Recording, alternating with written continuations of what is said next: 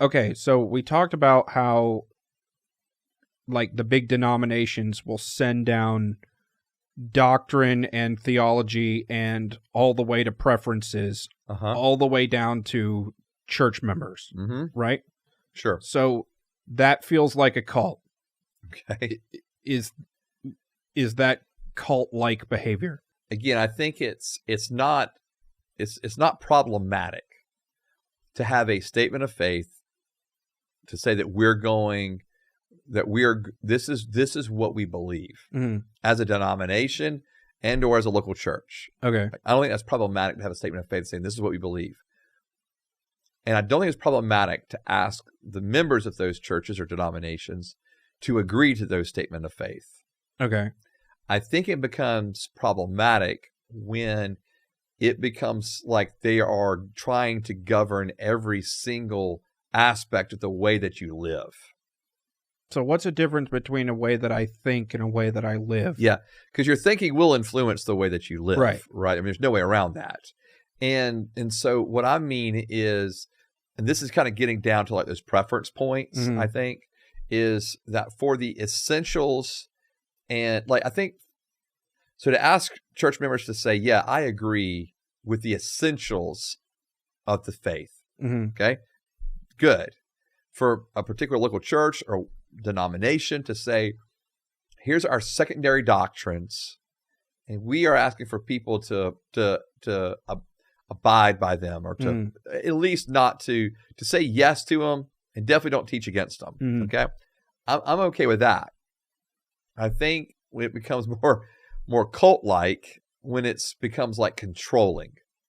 Okay, and where it's like I'm really trying to control the smallest things of your life. In other words, how controlling every aspect of the way you use your money, controlling every aspect of where you live. Okay. Controlling aspects of the time that you spend away from the church versus at the church. So what's a real life example of this with names and dates and places and times? You mean, in other words, like what groups do this? Yes. Yeah, there is a group that does this. Which is? There is one group, and that has become very cult-like in the sense of controlling, like if you're not baptized in their denomination, your baptism's not valid. Oh, okay. Yeah. And so in other words, you could have been immersed, dunked in another denomination, but they don't recognize that. It's not valid. You have to be baptized in their denomination to be saved. Does it get worse than that? Does it get worse than that? Yeah. Yeah. So I'm going to take us back a bit. Okay. This is what I'm aware of, and there's probably still remnants of this. There was this movement called the shepherding movement. Okay. In the 70s and 80s. And it was very controlling in terms of like people had to really disclose the amount of money they were making. They were like whoever their quote unquote shepherd or elder was, like basically had access to their whole life. Like you just pretty much had to tell them everything you were doing, what you were doing, when you were doing it. If you got an opportunity to have a job promotion, they would tell you whether you could go take the promotion and if that caused you to go leave to a different area. Okay. And so it became very controlling. You know, they would even this is from the top. Like from the top person down. At the top's telling this person how to live, and like, then this person's telling even this to the point of like you need to marry this person. Oh. Like telling them this is who you need to marry. Well, that's how it used to be all the time, everywhere. Right. But it's not that way anymore. So, you know, and so it was very, it's like that movement, I mean, for the most part died out. I'm sure there's still remnants of it. But they it was all top down told each other to kill themselves. I hope that's not what happened. No, and I know for a fact it's not what happened. But yeah, it was very top down, and very controlling on every aspect of it. So is that a cult at that point?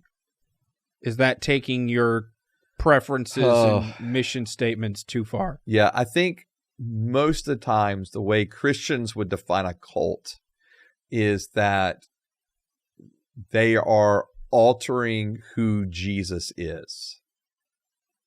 Okay, so but how is this not altering who Jesus is? So because here's what I'm saying. I think in the most common way we use the word cult is to describe the branches of the Christian faith, quote unquote, which I would not really consider part of the Christian faith, but who understand Jesus in a different light.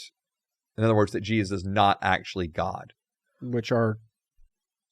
So your Mormons, your Jehovah's Witnesses. Okay. Would be like your probably two mainline groups that I would consider cults. Okay. Because they, from the beginning, changed who Jesus was? Correct. And believed that they had divine revelation that changed that that was elevated above Scripture. Okay. Yeah. And so even though they still use it's the odd dynamic of they still use Scripture. Right. But now obviously in Mormonism they have their own Book of Mormon. Right. That's in conjunction with Scripture. And what you're asking, but doesn't what I just described earlier feel cult-like? It does. Okay. Because when you're starting to, again, it's like, when you're starting to really dictate to people who they can, be with and see. I know another group. So are you saying that you would feel like you were in a cult, or that you think that those practices are cult-like? Both. Okay. Yeah, like in other words, that I would describe that they are cult-like, and I would say, that's become a cult. Like in other words, you would say that has become a cult because they believe they're the only actual way. Like that particular, right. Okay. Like or shepherding movement didn't, but the previous group I mentioned, they believe like they were the only way. Like they were it. Only their group really understood Scripture. And Mormons and Jehovah's Witnesses both believe that their way is the only way. They won't acknowledge that we're going to heaven? Correct. Okay. Correct. But in fairness, we also believe that so we're in a cult. Great. Great. Welcome to the cult, Nate. Thank you. Yeah, you're welcome. Yeah, but what do I do? I think to me that's hopefully the difference in Christianity is that I can disagree with you and not tell you that you're going to hell. Yeah, right. Well, I mean, you can tell me I could. Yeah, but you could disagree with me. But you can disagree with me and say no, not. Yeah, exactly. And I think in Christianity, there's a space for it, and plus, obviously, like every other group, we are functioning under the fact that under the understanding is that we have had a revelation of who Jesus is, according to Scriptures, and we are affirming that. Okay. And so I'm not naive to the point of that we're making exclusive truth claims as well. Well, I think I'm just going to read the Bible.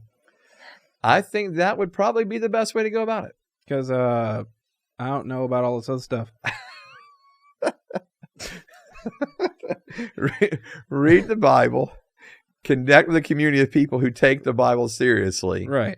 But who won't start like demanding insane things of you. Like, there's another group, right? And they would, they're huge in campus, like on college campuses, and they would convince the students that they needed to actually, like, as you got further along in the ministry, this particular campus ministry, as they got further along in it, they would actually tell you to cut off ties with your parents. Oh, we'll see that now. Yeah. And that's crossing, like, they seem all nice. They bring you in. You're part of a Bible study. And months later, they're saying, if your parents aren't going to believe the same way we do, you need to cut off talking with them.